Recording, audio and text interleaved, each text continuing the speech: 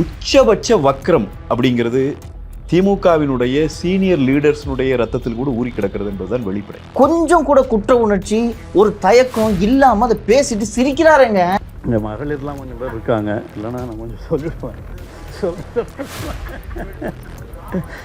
எல்லாமே இவங்க கட்சியில் அப்படித்தாங்க இருக்கிறாங்க. இப்போ நீங்கள் கருணாநிதி அவர்களே என்ன நீங்கள் எனக்கு இன்னொரு வீட்டுக்கு போக முடியலன்னு மேடையில் பேசினவர் தான், பேசி வருத்தப்பட்டவர் தான். தமிழ்நாட்டினுடைய அழிவு சக்தி அப்படின்னு நம்ம மீண்டும் மீண்டும் சொல்லிட்டு இருக்கிறோம். அதை காலம் எவ்வளோ அழகாக படம் போட்டு காட்டுது பாருங்க. எவனாவது ஒரு கட்சி கொடுக்குற விருந்தில் ஒரு உணவு பரிமாறுற இடத்துல பீர் பாட்டில் கொடுப்பானாங்க.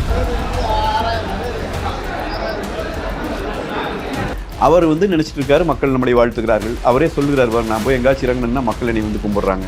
அதெல்லாம் எத்தனை நாளாக செட் பண்ணி வச்சுக்கிறாருன்னு அங்கே இருக்கிற பகுதி செயலாளருக்கு தான் தெரியும். அதனால இதுதான் நம்பிட்டு இருக்காரு முதலமைச்சர். இன்னும் நீங்க சிவாஜி கிருஷ்ணமூர்த்தியை பேருக்கு சஸ்பெண்ட் பண்ணுறது, திருப்பி தினமும் அவரை வச்சு கூட்டம் நடத்திட்டு இருக்காங்க. சார் இப்போ ஆள் இல்லைங்களே, இப்போ நீங்கள் அது ஒரு பிரச்சனை இருக்குல்ல. நீங்கள் செய்தி தெரிஞ்சவன், உண்மையான அறிவு உள்ளவன் யாராவது ஒருவன் அங்கே இருக்கானா? பூரா அங்கங்கே பண்ணையார்களுடைய மகன், ஒவ்வொரு அமைச்சனுடைய மகனையும் கொண்டு கட்சியில் போட்டீங்க. அவங்க அரசியல் தெரியல, அரசியல் தெரியலங்கிறத தாண்டி அருவருப்பான அரசியல் நிறைய தெரிஞ்சு வச்சிருக்காங்க. ஒரு இடத்துல ஆபாச பேச்சு, ஆபாசமாக மேடைகளை அணுகுவது, இன்னொரு இடத்துல மக்களை மிக தவறாக வழி நடத்துகிற கொச்சையான வக்கர புத்தியை அமைச்சர்களை வெளிப்படுத்துவது, இன்னொரு பக்கம் பார்த்தீங்கன்னா மது உள்ளிட்ட போதைப் பொருட்களில் கட்சியை தேடி வருகிற இளைஞர்களை அந்த பழக்கத்துக்கு உட்படுத்துவது. இந்த முட்டாள்களை, இந்த மோசடி பேர்வழிகளை நீங்கள் தலைவர்களாக தயவு கூர்ந்து எடுத்துக்கொள்ளாதீர்கள் என்பதுதான் மீண்டும் மீண்டும் நாங்கள் இந்த இளைஞர்கள் மத்தியிலே பிரச்சாரமாக செய்ய வேண்டியிருக்கிறது. நேற்று செயற்குழு கூட்டத்திலே பேசிய உங்கள் கட்சியின் பொதுச் செயலாளர் அவர்கள், இன்னும் நிறைய கட்சிகள் நமது கூட்டணிக்கு வரும், பேச்சுவார்த்தை நடைபெற்று கொண்டிருக்கின்றன என்று சொல்லியிருக்கிறார். திரு விஜய் அவர்கள் உங்கள் கூட்டணிக்கு வரக்கூடிய சாத்தியக்கூறுகள் இருக்கிறதா? விஜய் அவர்களோடு ஏன் நிறுத்த வேண்டும்? எங்கள் அண்ணனையும் நான் சேர்த்துக் கொள்கிறேன். வணக்கம் சவுக்கு மீடியா நேயர்களே. இன்று நம்மோடு நமது அம்மா இதழின் ஆசிரியரும் அண்ணா திராவிட முன்னேற்ற கழகத்தின் தலைவருமான பேராசிரியர் திரு கல்யாண சுந்தரம் அவர்கள் வந்திருக்கிறார். ஏற்கனவே நம்ம சேனலுக்கு வந்திருக்கிறாரு, இப்போது மீண்டும் நம்மோடு இணைகிறார். வணக்கம் திரு கல்யாண். வணக்கம். ரொம்ப சந்தோஷம் மீண்டும் உங்களை சந்திப்பதில். மிக்க மகிழ்ச்சிங்க. பரபரப்பான அரசியல் களம் இருக்கிறது என்பதை நீங்கள் பார்த்திருப்பீர்கள். கல்யாண், இந்த கூட்டணி இதுக்குள்ள எல்லாம் போகிறதுக்கு முன்னாடி திராவிட முன்னேற்ற கழகம் 10 ஆண்டுகளாக அதிமுக ஆட்சியின் மீது வைத்த விமர்சனம், முக்கியமான விமர்சனம் என்னென்னு பார்த்தீங்கன்னா கமிஷன், கரப்ஷன், கலெக்ஷன். குறிப்பாக இந்த 2016க்கு பிறகு இதையே தான், குறிப்பாக திரு பழனிசாமி அவர்கள் முதல்வரான பிறகு திரு மு.க. ஸ்டாலின் அவர்கள் கமிஷன், கரப்ஷன், கலெக்ஷன் அப்படின்றத வார்த்தையை இதைத்தான் ஒரு எலெக்ஷன் மோட்டோவாகவே பயன்படுத்தினார். ஒரு இதாக பயன்படுத்தினார். ஆளுநர்கிட்டலாம் போய் புகார் கொடுத்தாரு. கல்யாண், கடந்த ஒரு மாதத்தில் மட்டும் சென்னை உயர்நீதிமன்றம் திமுக அமைச்சர்கள் மீது தொடர்ந்து திரு துரைமுருகன் அவர்களாகட்டும், திரு எம்.ஆர்.கே. பன்னீர்செல்வம் அவர்களாகட்டும், அதற்கு முன்பாக எடுத்துக்கொண்டீர்கள் என்றால் நீதிபதி திரு ஆனந்த் வெங்கடேஷ் அவர்கள் சூமோட்டோவாக எடுத்து தங்கம் தென்னரசு, KKSSR ராமச்சந்திரன், இது போன்ற பட்டியல். இப்போது இந்த உங்கள் மீது ஊழல் என்ற குற்றச்சாட்டு சுமத்திவிட்டு இதில் இவர்கள் இல்லை, அந்த அதிமுக தலைவர்கள் மீது தொடரப்பட்ட வழக்குகளில் எந்த வழக்குகள்லையும் நீதிமன்றம் எந்த நடவடிக்கையும் எடுக்கவில்லை. ஆனால் திமுகவினர் உங்களை ஊழல் என்று சொல்லிவிட்டு இன்றைக்கி வரிசையாக அவர்கள் மீது சென்னை உயர்நீதிமன்றம் ஊழல் குற்றச்சாட்டுகளை சுமத்தி நீங்கள் விடுவிக்கப்பட்டது தவறு, டிஸ்சார்ஜ் ஆனது தவறு, போய் ட்ரையலை ஃபேஸ் பண்ணுங்கள் 6 மாதத்துக்குள்ளே என்று சொல்லியிருக்கிறது. இதை எப்படி பார்க்குறீங்க? வணக்கங்க. அதுக்கு முன்னாடி நான் இன்னும் ஒரு சில செய்தி சொல்லிட்டு அப்புறம் இதை தொடங்கணும்னு நினைக்கிறேன்.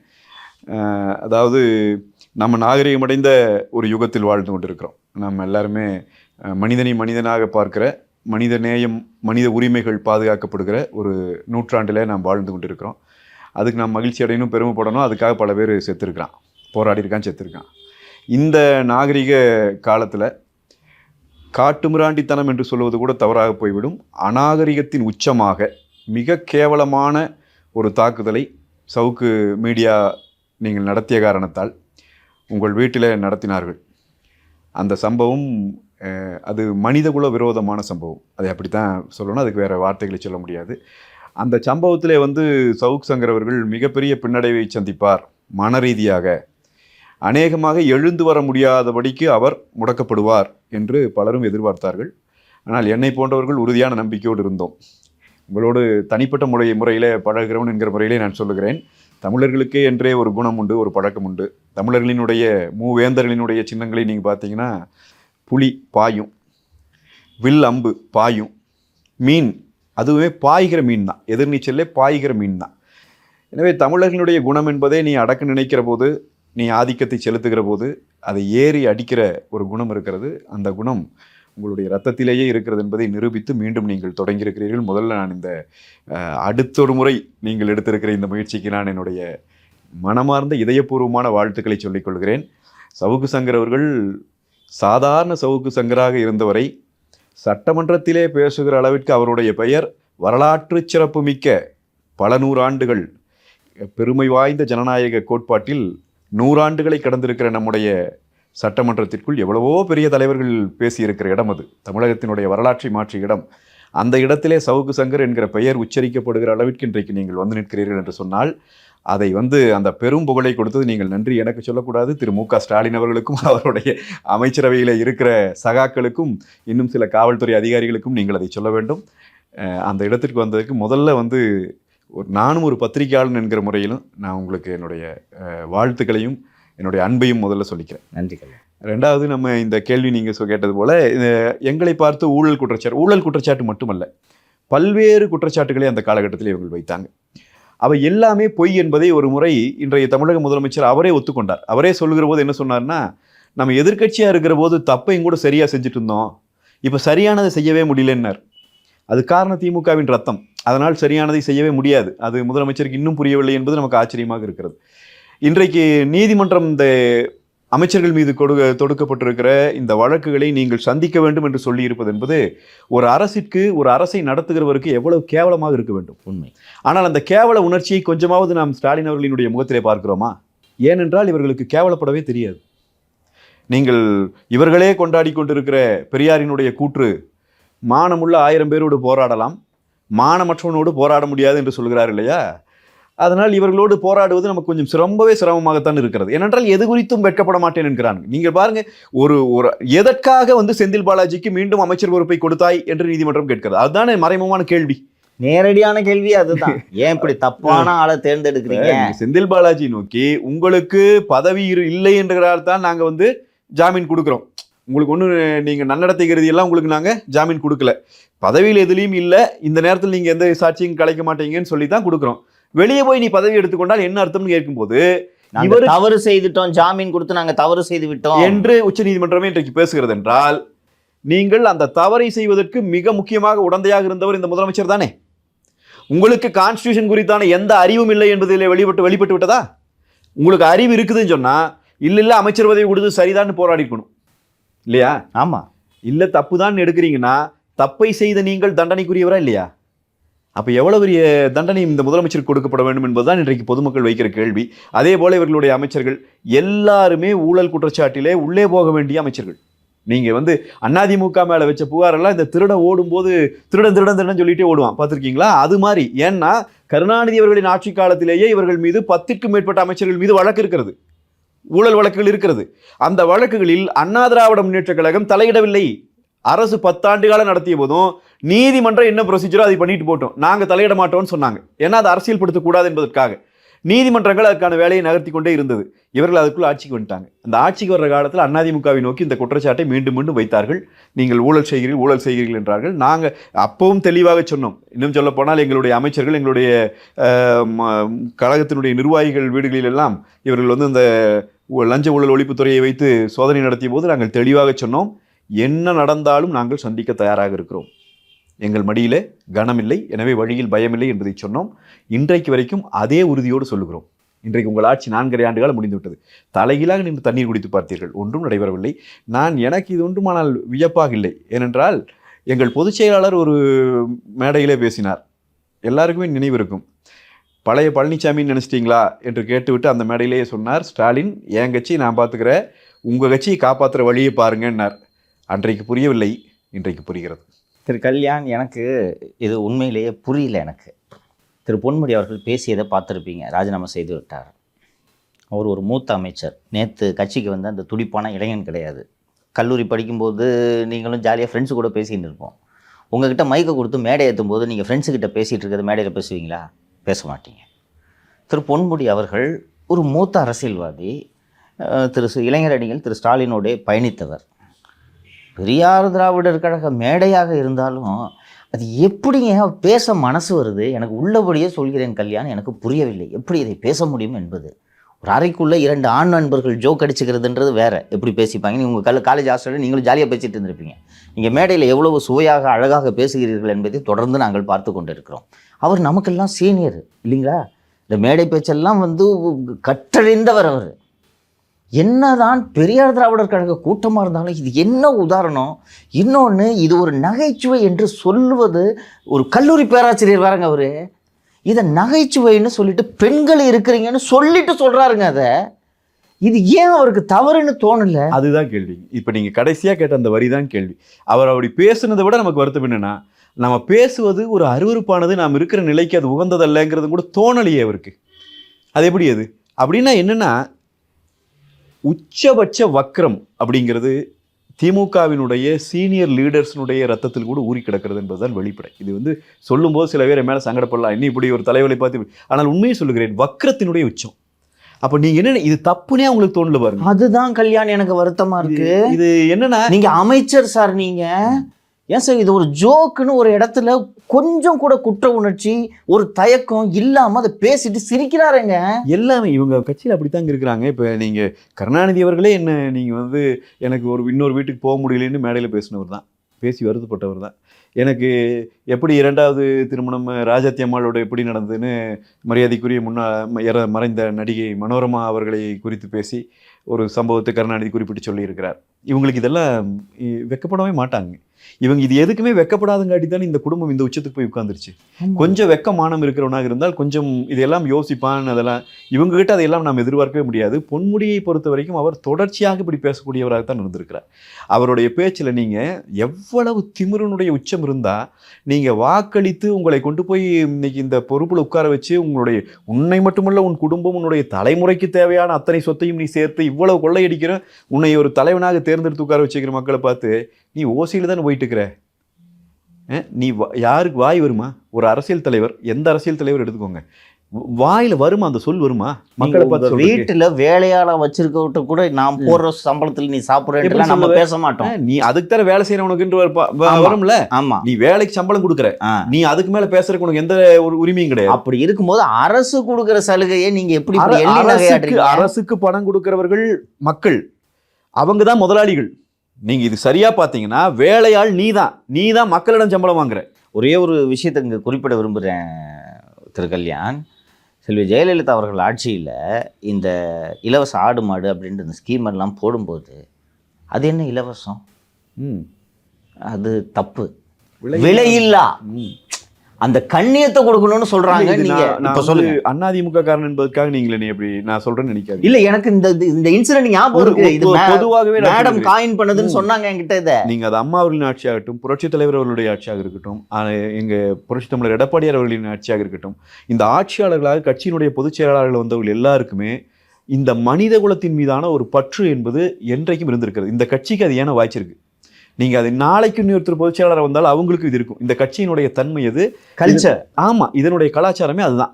ஆனால் நீங்கள் திமுகவை பொறுத்த வரைக்கும் கருணாநிதி அவர்கள் தலைமையேற்ற காலத்திலே இருந்தே அதனுடைய இந்த நச்சு கலாச்சாரம்ங்கிறது அதற்குள்ள புக தொடங்கி விட்டது. அது இன்றைக்கு கொடிகட்டி பறந்து கொண்டு இருக்கிறது. அவர்களை பொறுத்த வரைக்கும் இதெல்லாம் ஒரு பெரிய பிரச்சனையே இல்லைங்கிறதுல அவங்க எப்பவுமே ஒரே மாதிரி தான்.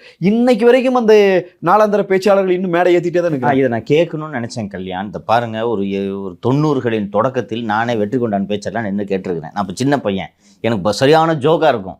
பச்சையாக பேசுவார். தீப்பொறி ஆரம்பம், நன்னில நடராஜன் எல்லாம் பச்சையாக பேசுவாங்க. அது கேசட்லாம் போட்டு விற்பாங்க. இப்போ நீங்கள் கேள்விப்பட்டிருப்பீங்கன்னு நினைக்கிறேன். போட்டு விற்பாங்க. அது ஒரு காலம். இன்னைக்கு நாம் நாகரிகம் அடைஞ்சிருக்கீங்க, சொன்னீங்க, நாகரிகம் அடைந்து கொண்டே வருகிறோம். அது வழக்கொழிந்து விட்டது. அது என்னன்னா, கூட்டத்தை கட்டுப்படுத்தி வைக்கிறதா இவங்களை பேச வச்சுட்டு தலைவர்கள் வர்றதுக்கு முன்னாடி இவங்க போயிடுவாங்க மேடை விட்டு. அதுக்கு ஒரு தேவை இருந்துச்சு அன்னைக்கு பண்ணாங்க, கூட்டத்தை வைக்கணும்னு. ஏன்னா மீட்டிங்கே 12 மணிக்கு தொடங்குவாங்க பேச்சையே. அன்னைக்கு இருந்துச்சு. இன்னைக்கு நாகரிகம் வளர்ந்துக்கிட்டு வருது, டிஜிட்டல் யுகத்தில் இருக்கும். இன்னும் நீங்க சிவாஜி கிருஷ்ணமூர்த்தியை பேருக்கு சஸ்பெண்ட் பண்ணுறது, திருப்பி தினமும் அவரை வச்சு கூட்டம் நடத்திட்டு இருக்காங்க. இப்போ ஆள் இல்லைங்களே. இப்போ நீங்க அது ஒரு பிரச்சனை இருக்குல்ல. நீங்க செய்தி தெரிஞ்சவன், உண்மையான அறிவு உள்ளவன் யாராவது ஒருவன் அங்கே இருக்கானா? பூரா அங்கங்க பண்ணையார்களுடைய மகன், ஒவ்வொரு அமைச்சனுடைய மகனையும் கொண்டு வந்து கட்சியில போட்டீங்க. அவங்க அரசியல் தெரியலங்கிறத தாண்டி அருவருப்பான அரசியல் நிறைய தெரிஞ்சு வச்சிருக்காங்க. அவங்க போடுற போஸ்ட்டுகளும் அவங்கள பேசிட்டு இருக்கிற பேச்சுகளும் பார்த்தீங்கன்னா நாகரிகம் எந்த அளவுக்கு இருக்குன்னு தெரியுது. நீங்க இதே திமுகவில், நான் திமுகவை காலம் முழுக்க எதிர்க்கிறேன், ஆனாலும் நான் சொல்லுகிறேன், இதே திமுகவில் விடுதலை விரும்பி பேசுவார். எங்க கோயம்புத்தூர்லேருந்து வந்தவர் தான். அவருடைய பேச்சை ஒரு கல்லூரி மாணவனை போல் நான் நின்று கேட்டதுண்டு. நான் ஒத்துக்கிறேன். ஏன்னா பேசுனாங்கன்னா அவ்வளோ தரவுகள் இருக்கும். இதே திருச்சி சிவா, நீங்கள் அவர் இன்னைக்கு நம்ம அவர் அரசியலாக எதிர்க்கிற எல்லாம் பேசுகிறோம், ஆனால் அரசியல் ரீதியான கூர்மையான கருத்துக்களை வைத்து பேசக்கூடிய ஒரு நல்ல மேடை பேச்சாளர் இன்னைக்கு எங்கே கிடக்கிறார் நமக்கு தெரியும். திடீர்னு தூக்கிட்டு வந்து துணை பேச்சாளர் ஆக்கிட்டாங்க. அவரும் இப்படி பேசிடக்கூடாது அவர் இருக்கிற காலத்தில். எனக்கு இருக்கிற வருத்தம் தான். இப்படி ஒரு பெரிய செக்டார் இருந்துச்சு திமுகக்குள்ள. ஆனால் இன்றைக்கு அந்த அறிவுஜீவி வர்க்கமாக இருந்தவன் அத்தனை பேரும் ஓரங்கட்டப்பட்டு அவர்கள் எல்லாம் இல்லாத ஒழிக்கப்பட்டு இன்றைக்கு முழுக்க இந்த ஆபாச பேச்சும் இந்த வக்கரமும் வக்கர புத்தி கொண்டவர்களினுடைய ஒரு கூடாரமாக திமுக மாறி நிற்கிறது. இதுதான் உண்மை. அதனால என்ன ஆகுதுன்னா, கிருஷ்ணமூர்த்தி சிவாஜி கிருஷ்ணமூர்த்தி ஒருத்தரையே நம்ம பார்க்குறோம். அவரை விட்டாச்சுனால் வேற ஏன் அமைச்சர் ஏற்றினாலும் அப்படித்தான் பேசுறாரு. ஆமா, அமைச்சருக்கும் சிவாஜி கிருஷ்ணமூர்த்திக்கு ஒரு வித்தியாசம் இல்லை. இவரே வச்சுக்கலாம், இது கொஞ்சம் செலவு குறைவுன்னு நினைப்பான் கூட்டம் நடத்துருவேன். அந்த ஆளுக்கு அவ்வளோ செலவு பண்ணுறதுக்கு இது கொஞ்சம் குறைவான செலவில் இந்த ஆபாசம் நடத்திக்கணும். அப்போ திமுக வந்துங்க தமிழ்நாட்டினுடைய அழிவு சக்தி அப்படின்னு நம்ம மீண்டும் மீண்டும் சொல்லிட்டு இருக்கிறோம். அதை காலம் எவ்வளோ அழகாக படம் போட்டு காட்டுது பாருங்க. இளைஞர்களை கெடுத்து குட்டிச்சவராக்குகிற ஒரு இயக்கமாக இந்த இயக்கம். எவனாவது ஒரு கட்சி கொடுக்குற விருந்தில் ஒரு உணவு பரிமாறுற இடத்துல பீர் பாட்டில் கொடுப்பானாங்க, பார்த்துருக்கீங்களா?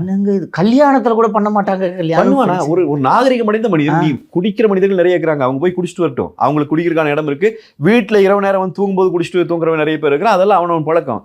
ஒரு பொது இடத்துல, அது ஒரு கட்சி நிகழ்ச்சியில, அந்த கட்சி நிகழ்ச்சி முடிஞ்சோடனே நீங்க அங்க உணவு பரிமாறப்படுகிற போது அங்க அந்த கட்சி நிகழ்ச்சிக்கு வந்து இந்த பெண்கள் எல்லாம் எங்க அவர்களுக்கும் பரிமாறப்படுச்சா? கேள்வி வருமா வராதா? அப்ப இவ்வளவு கேவலம் நடந்திருக்கு. இந்த முதலமைச்சர் தான் வாய்ப்பு. கல்யாணம் நீங்க கண்ட இடத்துல லிக்கர் சர்வ் பண்ண கூடாது. சட்டவிரோதம், அறத்திற்கு விரோதம். அப்ப நீங்க பாருங்க, ஒரு இடத்துல ஆபாச பேச்சு, ஆபாசமாக மேடைகளை அணுகுவது, இன்னொரு இடத்துல மக்களை வந்து மிக தவறாக வழி நடத்துகிற கொச்சையான வக்கர புத்தியை அமைச்சர்களை வெளிப்படுத்துவது, இன்னொரு பக்கம் பார்த்தீங்கன்னா மது உள்ளிட்ட போதைப் பொருட்கள்ல கட்சியை தேடி வருகிற இளைஞர்களை அந்த பழக்கத்திற்கு உட்படுத்துவது. ஹீரோ மாதிரி 4 பேர் உட்கார்ந்து குடிச்சிட்டு இருந்தான்னா இன்னைக்கு புதுசா கட்சிக்கு ஒருத்தர் வர்றான்னா அவனுக்கு என்னங்க வரும் தோணும்? இதுதான் நல்ல நம்ம ஒரு கெத்த காமிச்சிக்கிறதுக்கான விஷயம் தோணுமோ தோணாதா?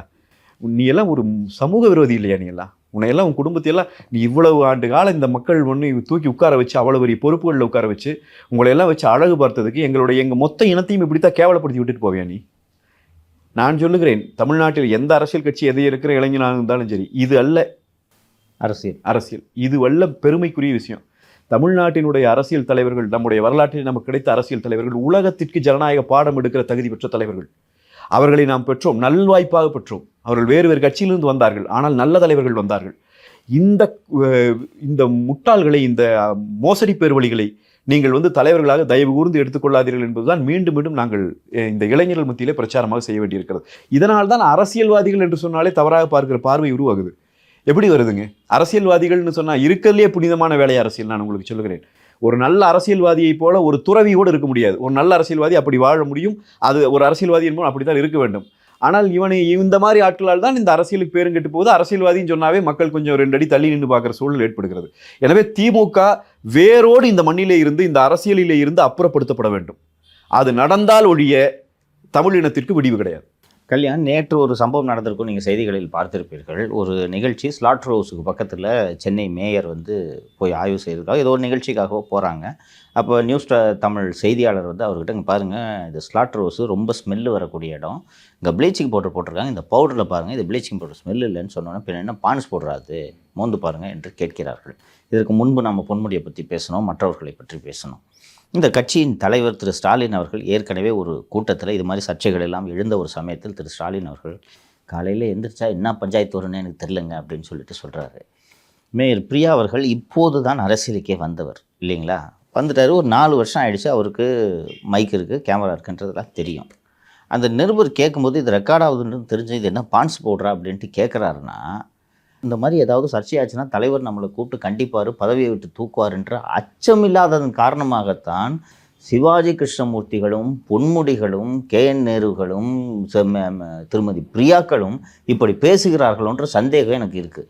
இவங்க செல்வி ஜெயலலிதா காலகட்டத்தில் நீங்கள் பார்த்துருப்பீங்க, ஒரு சின்ன சர்ச்சையில் ஒரு ஆள் மாட்டுனா அரசியல் வாழ்க்கையை முடித்ததோடு இல்லாமல் கேஸை வேற போட்டு விட்டுருவாங்க. சொந்த கட்சிக்காரெல்லாம் பார்க்க மாட்டாங்க, கேஸை போட்டு விட்டுருவாங்க, அரெஸ்ட் பண்ணுறாங்க. ஒரே வார்த்தை இல்லை. அதிமுக கல்ச்சரும் நான் பார்த்துருக்கேன். இந்த மாதிரி ஓசி பஸ் தானே இப்படின்ட்டு பொது வெளியில் எந்த அமைச்சரோ அல்லது மூத்த அதிமுக தலைவரோ நடந்து கொண்டதாக நான் பார்த்ததில்லை. கருணாநிதி காலத்திலாவது ஓரளவுக்கு ஒரு அச்சம் இருந்துச்சு. கூப்பிட்டு என்ன நினச்சிட்டு இருக்கான்ட்டு ஒரு கண்டிப்பு இருந்தது. இன்னைக்கு இஷ்டத்துக்கு எல்லாரும் பேசுகிறதை பார்க்கும்போது கட்சி கட்டுப்பாட்டை இவர் திரு ஸ்டாலின் அவர்களின் கட்டுப்பாட்டில் கட்சி இல்லையோ என்ற சந்தேகம் எனக்கு ஏற்படுகிறது. தினந்தோறும் ஒரு சர்ச்சை இல்லைங்களா? இல்லை, கட்டுப்பாடு இல்லைங்கிறது நமக்கு வெளிப்படையாகவே தெரியுது. நம்ம 4 ஆண்டுகளாக தொடர்ச்சி பேசிகிட்டு இருக்கிறோம்.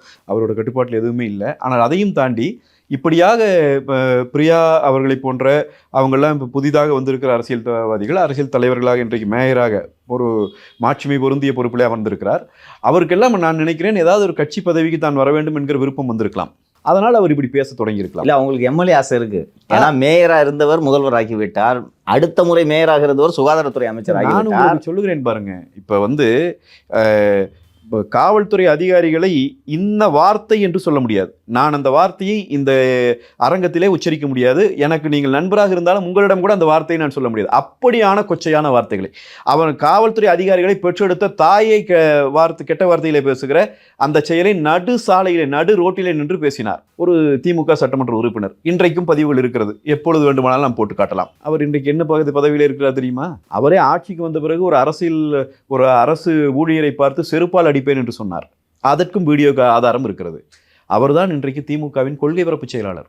நீங்கள் இதில் திருவொற்றியூரில் ஒரு அரசு அதிகாரி, மாநகராட்சியில் இருக்கிற பொறியாளர், ஒரு என்ஜினியருங்க, படித்து வந்த ஒரு என்ஜினியர், அவரை பொதுமக்கள் முன்னிலையிலே சாலையிலே வைத்து அடித்தார் ஒரு நபர். யார் தெரியுமா? அவர்தான் இன்றைக்கு திமுகவினுடைய திருவொற்றியூர் சட்டமன்ற உறுப்பினர் சங்கர். யாரின் மீது நடவடிக்கை எடுத்திருக்கிறீர்கள்? இதே ராஜகண்ணப்பன் அவர்கள் செருப்பால் அடித்தார். உண்மையா இல்லையா? நீ வேணா இன்னைக்கு வரைக்கும் மறுத்துட்டு இருக்கலாம். தனக்கு அவர் கொடுக்கப்பட்டிருந்த அரசு ஊழியர்கள் உதவியாளர்களை இதே ராஜகண்ணப்பன் அவர்கள் ஒரு அலுவலகத்தில் வந்து நீ எஸ்சி தானன்னு கேட்டாரா இல்லையா? எத்தனை திமிரு இருந்தா நீ அதை கேட்ப. ஆனா நீங்க இன்னைக்கு என்ன இடத்துல இருக்கிறீங்க? மறுபடியும் உங்களுக்கு ஏதாவது பாதகம் வந்துச்சா, உங்களுக்கு ஏதாவது பிரச்சனை வந்துச்சா, நீங்க தான் உயரிய இடத்துக்கு போயிடுறீங்களே. இந்த மாதிரி வேலை செய்கிறவர்களுக்குத்தான் இந்த உயரிய இடம் கொடுக்கப்படும் என்பதை திமுக முடிவு செய்து விட்ட பிறகு நல்லா இருக்கிறவனும் அப்படித்தானே பேசணும், பேசித்தானே ஆகணும். அப்போ திருமதி பிரியா போன்றவர்கள் அவங்க அரசியல் வாழ்வில் இதைத்தான் பார்க்குறாங்க, இப்படியான அரசியல் தலைவர்கள் தான் பார்க்குறாங்க.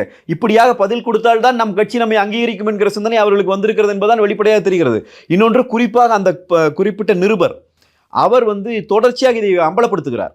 நான் ஏற்கனவே ஒரு பதிவும் கூட அவர் பாராட்டி போட்டிருந்தேன்.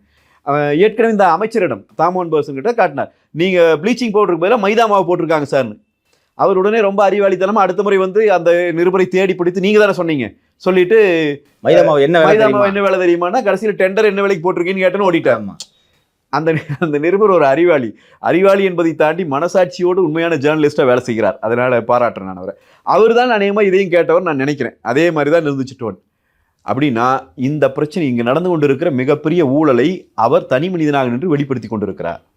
துதிபாடிக்கொண்டே இருக்கிற இவர்களுடைய ஊடகவியலாளர்கள் மத்தியில் ஒரே ஒருவன் மட்டும் தனக்கு எதிராக இப்படி அம்பலப்படுத்துகிறானே, தாங்கள் செய்கிற குற்றங்களை அம்பலப்படுத்துகிறானே என்கிற கோபத்தினுடைய அந்த ஆற்றாமையின் வெளிப்பாடாகத்தான் மேயர் அவர்களினுடைய பதிலை நான் பார்க்கிறேன். அவரால் ஒன்றுமே புரிஞ்சிக்க முடியல. நீங்கள் சரியான ஒரு அதிகாரியாக இருந்தால் என்ன பண்ணணும்? நடப்போங்கள பக்கத்தில் தான் இருக்குது. நான் ஒரு அரசியல் தலைவர், நான் மேயர், நான் உத்தரவு ஓட்ட என்ன வேணால் நடக்கும். நட எங்கே போட்டிருக்கான் நட, அந்த பாக்கெட் அங்கேயே இருக்கு, லேப் இங்கே வான்னு சொல்லி மேயர் நான் இங்கே நிற்கிற இதை விட எனக்கு ஒரு வேலை இல்லை. ஊழல் இவ்வளோ பெரிய ஊழல், மக்களை ஏமாத்துற வேலை செய்கிறியா நீ? கொண்டு வா.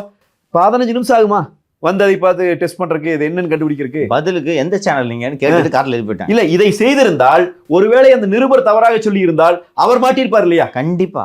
ஏப்பா நீ இப்படி எல்லாம் பண்ணலாமா? அரசு இவ்வளவு வேலை செய்யுதுன்னா இந்த அரசுக்கு எவ்வளவு பெரிய கிரேட் உயர்ந்திருக்கும். ஆமா, ஏன் செய்யல? மேயருக்கு தெரியும். இல்ல, ஏன் செய்யலைன்னா அந்த பையன் சொன்னது உண்மை, அந்த நிருபர் சொன்னது உண்மை. பிரியாவுக்கு தெரியும். அப்போ ஊழல் நடப்பது உங்களுக்கு தெரிந்தான் நடந்து கொண்டு இருக்கிறது. இப்போ நீங்க சகல துறைகளிலும் திருடுறாங்க. நம்ம பேசி பேசி பேசி பேசி ஒரு இடத்துல நாம விரக்தி ஆயிட்டோம். எல்லா துறையிலும் திருடுறாங்க, சங்கடப்படாமல் திருடுறாங்க, பயப்படாமல் திருடுறாங்க. இப்போ செந்தில் பாலாஜி இவ்வளோ பெரிய பின்னடைவை சந்தித்த பிறகு சட்ட ரீதியாக இன்னும் 10 ரூபாய் நிறுத்த மாட்டேங்கிறானே, இன்னும் 10 ரூபா வாங்குறாங்க. நீங்கள் வாங்க கோயம்புத்தூர் நான் காட்டுறேன், நீங்கள் ஒரு தைரியமுள்ள மீடியா ஒருத்தர் வந்து இறங்கி அங்கே செய்யுங்க. நீங்கள் இன்றைக்கும் பாரில் வந்து பார் நடத்துகிற உரிமையை பெற்றிருக்கிற பார் உரிமையாளர்களிடம் மாதந்தோறும் மாமூல் வசூல் பண்ணிட்டு இருக்கிறானே, பண்ணுறாங்களே. நூற்றுக்கணக்கான கோடிகள், ஆயிரக்கணக்கான கோடிகளை மக்கள் பணத்தை வந்து இப்படி சுரண்டி சுரண்டி சுரண்டி சுரண்டி இந்த குடும்பம் வந்து கொழுக்குது. அப்போ இது நம்ம பேசத்தான் வேண்டி இருக்கிறது. பேசினால் அப்புறம் வீட்டுக்குள்ளே ஆள் அனுப்பிட்டு அப்புறம் கூப்பிட்டு சார் என்ன செட்டில்மெண்ட் வழின்னு மந்திரி கூடயே ஃபோனில் பேசுவாங்க. எல்லாம் நடக்கும். இந்த நாடு அந்த அளவுக்கு இருக்குது, அந்த அளவுக்கு இருக்குது. மந்திரிகள் நேரடியாக ரவுடிகளின் தலைவர்களாக மாறுகிற நாடு எப்படி இருக்குன்னு பாருங்க. இதெல்லாம் ஜனநாயகத்தினுடைய சாபக்கேடு. நீங்கள் ஜனநாயகத்திற்கும் சில வீக்னஸ் இருக்கும் இல்லையா, அதெல்லாம் நம்ம கண்ணில் பார்க்குறோம், நம்மளோட வாழுங்காலத்தில் கண்ணில் பார்க்குறோம், கண்ணு முன்னாடி. திரு கல்யாண் இறுதியாக கூட்டணி அமைந்து விட்டது என்று மக்களவைத் தேர்தல் முடிந்ததிலிருந்தே அவர் சொல்லி கொண்டு இருக்கிறார். நல்ல கூட்டணி அமையும், நீங்கள் பொறுத்திருந்து பாருங்கள், நல்ல கூட்டணி அமையும், பொறுத்திருந்தும் பாருங்கள்னு சொன்னார். ஒரு கட்டத்தில் பார்த்தா திடீர்னு போய் உள்துறை அமைச்சரை அழைத்து கொண்டு வந்து பாரதிய ஜனதா கட்சியோடு கூட்டணி என்று அறிவித்து விட்டார். நேற்றைய செயற்குழுவில் இதோடு கூட்டணி முடியவில்லை, இன்னும் கூட்டணியில் சில கட்சிகள் இணைய இருக்கின்றன என்று சொல்லியிருக்கிறார். அதாவது திமுகவோட பலமே கூட்டணி என்பது உங்களுக்கு தெரியும், அதை நம்ம திருப்பி சொல்ல வேண்டியதில்லை. கலைச்சி விட்டோன்னா திமுக கூட்டணி இல்லாமல் போட்டிட்டு வென்றதாக வரலாறே கிடையாது. ஸோ கூட்டணி தான் திமுகவோட பலம். ஸோ அவங்க இவ்வளோ வலுவான கூட்டணி இல்லாமல் போட்டிட்டு தோற்றதாகவும் அவங்களுக்கு வரலாறு கிடையாது. அவங்களுக்கு கூட்டணி இல்லைங்கிற வரலாறே கிடையாது. இல்லை, ஆமாம், தொடக்கத்திலிருந்தே 67 தொடங்கி இன்று வரை. ஆக இப்போ இவங்க இது ரொம்ப கஷ்டங்க ஒரு ஏடிஎம்கே என்று நினைத்து கொண்டிருந்த சூழல் இன்று மாறி இருக்கிறது. தொடர்ந்து நானும் பார்த்துக்கிட்டு இருக்கேன். நேற்று செயற்குழுவை அப்சர்வ் செய்த பத்திரிகையாளர்களும் ஒரு நல்ல எழுச்சி தெரிகிறது என்று சொல்கிறார்கள். நேற்று அரங்கத்து உள்ளேயும் பேசிய திரு பழனிசாமி அவர்கள் இன்னும் சில கட்சிகள்லாம் கூட்டணியில் இணைய இருக்கின்றன அப்படின்னு சொன்னார். 2 விஷயத்தை நான் இதை கேட்க இருக்கிறேன். பிஜேபியோட கூட்டணி அமைந்த பிறகு நீங்கள் திமுகவோட நிலைப்பாடு சரியாக இருக்குமானால் சட்டப்பேரவையிலேயே திரு பழனிசாமி அவர்களுக்கு திரு ஸ்டாலின் பாராட்டுதல் தெரிவித்திருக்க வேண்டும். ஏங்க, நாங்கள் ரொம்ப கஷ்டம் உங்களை வீழ்த்துறதுன்னு நினச்சிக்கிட்டு இருந்தோம், நீங்கள் பிஜேபியோட கூட்டணி வைத்து எங்களது பணியை எளிமையாக்கி விட்டீர்கள், நாங்கள் எளிதாக இந்த முறை வெல்ல போகிறோம்னு சொல்லியிருக்கணும். ஐயோ போய் பிஜேபியோட கூட்டணி வச்சிட்டிங்களே, இப்படி பண்ணிட்டீங்களே அப்படி பண்ணிட்டீங்களேன்னு அவர்கள் தொடங்கி அவர்கள் கட்சியின் கூட்டணிகள் கட்சி தலைவர்கள் அத்தனை பேரும் புலம்புகிறார்கள். ஏன் திமுக இந்த கூட்டணியை பார்த்து அஞ்சுகிறது? ஒன்று, இதை முடிங்க, நான் அடுத்தது கேட்குறேன். திமுகவை பொறுத்த வரைக்கும் அண்ணா திராவிட முன்னேற்றக் கழகம் தனித்து நின்று அடித்தாலே தாங்குகிற வலுவோடு இன்றைக்கு அவர்கள் இல்லை. நாடாளுமன்ற தேர்தலில் நடந்தது ஒரு விபத்து, அதை நம்பியே இவர்கள் நின்று கொண்டிருக்கிறார்கள். சட்டமன்ற தேர்தல் என்று வருகிற போது இவர்களுக்கு எந்த அளவுக்கு ஆன்டி இன்கம்பன்சி இருக்குதுங்கிறது இன்னும் முதலமைச்சருக்கு தெரியவில்லை.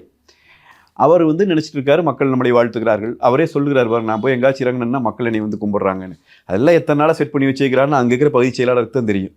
அதனால் இதுதான் நம்பிட்டு இருக்கிறார் முதலமைச்சர். அப்படி இருக்கிற சூழலில் தமிழ்நாட்டிலே இப்படி ஒரு கூட்டணி அமையும் என்று இவர்கள் கொஞ்சமும் எதிர்பார்க்கவில்லை. நீங்கள் சரியாக சொல்ல வேணும்னா இது எங்கள் பொதுச் செயலாளர் நடத்திய ஒரு சர்ஜிக்கல் ஸ்ட்ரைக். சந்தேகம் இல்லை, ஒத்துக்கிறேங்க. ஆமாம், இது திமுக கூட்டணிக்குள்ளேயே இறங்கி அடி விழுந்திருக்கிறது. எனவே திமுக கூட்டணியிலே இருந்தவர்கள், அங்கே இருந்து கொண்டு இதுதான் கட்டாயம் வெல்லப்போகிறது என்று நம்பி இருந்தவர்கள் எல்லாருக்குமே ஒரு பெரிய மனப்பதட்டம் இப்பொழுது ஏற்பட்டிருக்கிறது. அவர்கள் முன்னால் உண்மையிலேயே இனி நமக்கு ஆட்சி இல்லை, நாம் வரலாற்றில் கடைசி ஆட்சி காலத்தின் கடைசி ஆண்டிலே இருக்கிறோம் என்கிற புரிதல் வந்துவிட்டது. எனவே பதறுகிறார்கள். பதறிவிட்டு என்னென்னமோ பேசுகிறார்கள். அது நீங்கள் அப்படியா இப்படியா, கொள்கையை ஒத்து போகுமா, நீட் தேர்வுக்காக கேட்பீர்களா என்றெல்லாம் கேட்கிறார்கள். நான் முதலமைச்சரிடம் கேட்க விரும்புகிற ஒன்று, இந்த இடபிள்யூஎஸ் என்று ஒன்று சொல்லுகிறார்கள் இல்லையா, அதை உங்கள் கூட்டணி கட்சியில் இருக்கிற எல்லாருமே எதிர்க்கிறார்களா? எதிர்க்கிறாங்க. திமுக தான் எதிர்க்கிறது. காங்கிரஸ் ஆதரித்து வாக்களித்தது, சிபிஎம் ஆதரித்து வாக்களித்தது. ஞாபகம் இருக்கு எனக்கு. ஏன் ஆதரித்து? டி கே ரங்கராஜன் போய் ஓட் பண்ணாரு, ஞாபகம் இருக்கு. ஏப்பா, சமூக நீதியே கேள்விக்குள்ளாக்குகிறது என்று திமுகவால் சொல்லப்படுகிற இடபிள்யூஎஸ், அதை ஏற்றுக்கொண்டு வாக்களித்தவர்கள் இருக்கிறார்கள் உங்கள் கூட்டணியிலே இருக்கிற போது. காங்கிரஸ் இனப்படுகொலைக்கு துணை போன கட்சி, கொலைகார கட்சி, அதனுடைய ஒத்துழைப்போடு என்றைக்கும் நான் நாடாளுமன்ற உறுப்பினராக பொறுப்பேற்றதில்லை என்று பேசிய வைகோ அவர்கள் இன்றைக்கும் உங்கள் கூட்டணியிலேயே இருக்கிற போது நீங்கள் கொள்கை கூட்டணி குறித்தெல்லாம் பேசலாமா? நாங்கள் பாரதிய ஜனதாவோடு கூட்டணி வைத்திருக்கிறோம் என்றால் ஒரு குறைந்தபட்ச செயல் திட்டத்தின் அடிப்படையிலே கூட்டணி அமைவதாக அன்றைக்கு மரியாதைக்குரிய உள்துறை அமைச்சர் அமித்ஷா அவர்களும் சொல்லி போயிருக்கிறார். எங்கள் பொதுச் செயலாளரும் அதை உறுதிப்படுத்தி இருக்கிறார். எனவே நாங்கள் மீண்டும் ஒரு முறை அழுத்தம் திருத்தமாக சொல்லுகிறோம். எப்படி அண்ணா திராவிட முன்னேற்றக் கழக அரசு இங்கே நடந்தபோது எந்த கட்சியோடு நாங்கள் கூட்டணி இருந்தாலும், யாரோடு எப்படி இருந்தாலும், இவர்கள் குற்றஞ்சாட்டி கொண்டிருப்பதைப் போல சிறுபான்மை மக்களுக்கு ஆபத்து ஏற்படும் என்கிற சூழல் ஒரு நாளும் இருக்காது. நாங்கள் இருக்கிற வரை நாங்கள் சிறுபான்மை மக்களை, தமிழ்நாட்டில் இருக்கிற அனைத்து மக்களையும் பாதுகாப்போம் என்கிற உத்தரவாதத்தை எங்கள் முதலமைச்சர் கொடுத்திருந்தாரோ, எங்கள் பொதுச் செயலாளர் கொடுத்திருந்தாரோ, அதையே தான் மீண்டும் நாங்கள் கொடுக்கிறோம். அதிமுக தமிழ்நாட்டிற்கான கட்சி. தமிழ்நாட்டின் மாநில உரிமைகளையோ இந்த மக்களின் நல்வாழ்வையோ துளியோவது நாங்கள் சமரசம் செய்து கொண்டு ஒரு கூட்டணிக்கு போவோம் என்றால் போக மாட்டோம். எனவே இந்த கூட்டணியை பொறுத்தவரை நாங்கள் உறுதியாக இருக்கிறோம். இது மக்கள் இந்த கொடும் கூட்டத்திடமிருந்து காக்கப்பட வேண்டும், தமிழ்நாடு காப்பாற்றப்பட வேண்டும் என்பதற்காக அமைக்கப்பட்டிருக்கிற ஒரு நல்ல கூட்டணி. ஒரு குறைந்தபட்ச செயல் திட்டத்தின் அடிப்படையில் இந்த கூட்டணி இயங்கும், மிகப்பெரிய வெற்றியை அடையும். நீங்கள் எழுதி வைத்துக் கொள்ளுங்கள். ஸ்டாலின் நேற்றைக்கு கூட பேசியிருக்கிறார், 234லும் நாம் வென்றால் ஆச்சரியப்படுவதற்கில்லை, அதற்கு நீங்கள் ஆந்திராவிலே தான் போய் நிற்க வேண்டும். தமிழ்நாட்டிலே நீங்கள் நிற்பதற்கே தகுதி இல்லை. நீங்கள் போகிற இடமெல்லாம் இந்த முறை அடிவிழுக போகிறது. எனவே நீங்கள் எல்லாம் முடிஞ்சு வச்சுங்க. இப்போ ஒன்றும் வேண்டாங்க. இந்த தந்தையார் அப்பானு கூப்பிடுங்கிறார்ல, ஏன் சொல்கிறாரு? எங்கள் கூட்டணிக்கு முன்னாடியே அதை சொல்லிட்டார். ஏன் சொன்னார்? தளபதின்னு கூப்பிட்டு இருந்தாங்க. அவர் நடிகர் விஜய் அவர் கட்சி ஆரம்பித்து வந்தார். இப்போ அந்த அவர் கட்சியில் இருக்கிற அத்தனை பேரும் தளபதி என்று தான் பேசுகிறார்கள். அடித்து பின்றான் அந்த இதில் இணையதளத்தில் வச்சு திமுகவை. ஒன்றும் தாங்க முடியல. இனி தளபதினா எந்த தளபதின்னு குழப்பமாகி போச்சுப்பேன். அதனால் தளபதியே வேண்டாம்டான்னு விட்டு போட்டு தந்தையாயிடலாம்னு சொல்லி அப்பானு கூப்பிடுனார். அதிமுக முழுக்க வச்சு செஞ்சாங்க. இப்போ அதையும் விட்டாங்க. இப்போ அவங்களுக்கு நல்லா தெரியுது, அனாதையாக நிற்கிறோம் என்பது தெரிகிறது. இது ரொம்ப சிரித்த முகத்தோடு இன்றைக்கு மாவட்ட செயலாளர்கள் கூட்டத்திற்கு முதலமைச்சர் உள்ளே போகிற காட்சியை பார்த்தேன். அணைய போகிற வழக்கு பிரகாசமாக எரிகிறது. எனவே அது எரிய வேண்டும். இன்னும் 10 மாதங்கள் அவர்கள் சிரிப்பு, அதுக்கு பிறகு பார்ப்போம். தமிழ்நாட்டு மக்கள் சிரிக்கிற சூழல் உருவாகும். திரு கல்யாண், நான் தான் நம்ம சேனலில் தான் ஃபஸ்ட்டு நான் பிரேக் பண்ணேன். ஃபஸ்ட்டு அன்று வியப்பாக பேசினார்கள், இப்போது எல்லோரும் பேச தொடங்கி விட்டார்கள். சேனல் நம்ம மீண்டும் ஸ்டார்ட் பண்ண அன்னைக்கு பாரதிய ஜனதா கட்சி மற்றும் அதிமுக கூட்டணிக்கு தாவேக தலைவர் திரு விஜய் அவர்கள் வருவார், அதற்கான பேச்சுவார்த்தைகள், பூர்வாங்க பேச்சுவார்த்தைகள் நடைபெற தொடங்கிவிட்டனன்னு சொன்னேன். இன்றைக்கி நிறைய பேர் பேசுகிறார்கள். நேற்று செயற்குழு கூட்டத்திலே பேசிய உங்கள் கட்சியின் பொதுச் செயலாளர் அவர்கள், இன்னும் நிறைய கட்சிகள் நமது கூட்டணிக்கு வரும், பேச்சுவார்த்தை நடைபெற்று கொண்டிருக்கின்றன என்று சொல்லியிருக்கிறார். திரு விஜய் அவர்கள் உங்கள் கூட்டணிக்கு வரக்கூடிய சாத்தியக்கூறுகள் இருக்கிறதா? இல்லை, நாங்கள் இப்போ எங்களுடைய பொதுச் செயலாளர் தான் அதை முடிவு செய்கிற இடத்துல இருக்கிறார். எங்களை பொறுத்த வரைக்கும் நாங்கள் என்ன சொல்கிறோன்னா, மீண்டும் திமுகவினுடைய இந்த காட்டாட்சி தர்பாரை, தமிழ்நாட்டையே பின்னோக்கி இழுக்கிற இந்த மோசடி கும்பலை வீழ்த்தியாக வேண்டும். அது இப்பொழுது காலத்தின் கட்டாயம். எனவே நமக்குள்ளே இருக்கிற கொள்கை மாறுபாடுகளை மறந்து ஒரு குடையின் கீழ் எல்லாருமே திரள வேண்டிய அவசியம் இருக்கிறது. நான் அனைவருக்குமே தான் சொல்லுகிறேன். நான் மீண்டும் திமுக கூட்டணியில் இருக்கிற கட்சிகளுக்கும் சேர்த்து தான் சொல்லுகிறேன். இந்த திமுகவினுடைய இந்த ஆட்சி காலம் என்பது உங்களையும் உங்கள் கட்சிகளையும் சீரழித்திருக்கிறது. அது எந்த அளவுக்கு நீங்கள் உணர்ந்துக்கிறீங்கன்னு தெரியல. நான் இடதுசாரிகளோடு நான் ரொம்ப நெருங்கி பழகிற வாய்ப்பு பெற்றவன் என்பதால் நான் சொல்லுகிறேன். இடதுசாரிகளும் சரி, விடுதலை சிறுத்தைகளும் சரி, காங்கிரஸ் பார்ட்டியும் சரி, இவர்களுடைய தொண்டர்கள் மத்தியிலே மிகப்பெரிய அதிருப்தியை உருவாக்கி இருக்கிறது. அவங்க தலைமையின் மீதான அதிருப்தி அவங்க தொண்டர்கள்ட்டே உருவாயிட்டு இருக்கு. இந்த காரணம் இவங்களோட ஆட்சி. யார் ஒன்றும் சாம்சங் தொழிலாளர் போராட்டத்தை பார்த்தோம். இடதுசாரிகள் அதுக்கு மேலே தொழிற்சங்கத்தில் நின்று அதுக்கு லெவி கொடுத்துட்டு இருக்கிற தொழிலாளி எப்படி பார்ப்பான்? அவங்கள எப்படி பார்ப்பான்? வருஷக்கணக்காக உங்களுக்கு லெவி கொடுத்துட்டு இருக்கிற தொழிலாளி. இங்கே வேங்கை வயல் சம்பவத்துக்கு அப்புறம் கொடியேற்ற முடியாமல் நிறுத்திட்டு இருக்கிறீங்களே, விடுதலை சிறுத்தையினுடைய தொண்டன் எப்படி பார்ப்பான்? ஒரு ஆளுங்கட்சியினுடைய கூட்டணியிலே இருக்கிற போதே என்னுடைய கொடி ஏற்ற முடியவில்லை என்று சொன்னால் நான் என்றைக்கு கொடி ஏற்றுவது? கேட்பானா இல்லையா? அப்போ இவர்கள் செய்து கொண்டிருக்கிற இந்த மோசடியான ஆட்சி, இந்த மக்கள் விரோத ஆட்சி மக்களை மட்டும் பாதிக்கவில்லை, மாறாக கூட்டணி கட்சிகளையும் கொஞ்சம் கொஞ்சமாக ஒரு புற்றுநோய் எப்படி உள்ளுக்குள் இருந்து கொண்டு செல்லரித்து கொண்டிருக்குமோ அப்படி அது செல்லரித்து கொண்டிருக்கிறது. அந்த கட்சிகள் தங்களையும் காப்பாற்றிக் கொள்ள வேண்டும், தமிழ்நாட்டையும் காப்பாற்றிக் கொள்ள வேண்டும் என்று நினைத்தால் அவர்கள் இந்த முறை திமுகவிற்கு முட்டுக் கொடுப்பதை விட்டு வெளியேற வேண்டும். அது ஒரு பெரிய தேவை அவர்களுக்கு ஏற்பட்டிருக்கிறது. அவர்களுக்கே அந்த தேவை இருக்கிற போது புதிதாக கட்சி தொடங்கி வந்திருக்கிற விஜய் அவர்கள் ஒரு இளைஞர்கள் மத்தியிலே அவர் ஒரு புதிய செய்தியை, ஒரு சிந்தனையை விதைக்கிறார். அவருடைய பலம் என்ன, அவருடைய பலகீனம் என்ன, அதெல்லாம் காலம் காட்டும். அது நம்ம பிறகு விவாதிக்க வேண்டிய விஷயம். ஆனால் அவர் சொல்லுகிற செய்தியிலே பிழை இல்லை என்றுதான் நாம் இப்பொழுது வரைக்கும் பார்க்கிறோம். அவர் திமுக குறித்து அவர் வைத்திருக்கிற அந்த விமர்சனங்கள் மிக மிகச் சரியானவை, ஆழமான விமர்சனங்களை அவர் முன்வைத்திருக்கிறார். எனவே அந்த அளவிற்கு திமுகவால் பாதிக்கப்பட்டிருக்கிற இந்த மண்ணை தானே தனியாக நின்று மீட்டுவிட வேண்டும் என்று விஜய் அவர்கள் நினைத்தால் அது யதார்த்தத்திற்கு பொருந்தி வருகிறதா என்பதை அவரும் பரிசீலிக்க வேண்டும். அப்போ யதார்த்தத்தில் முதலில் இந்த பொது எதிரியை, மக்கள் விரோதியை நாம் புறங்காண வேண்டும்.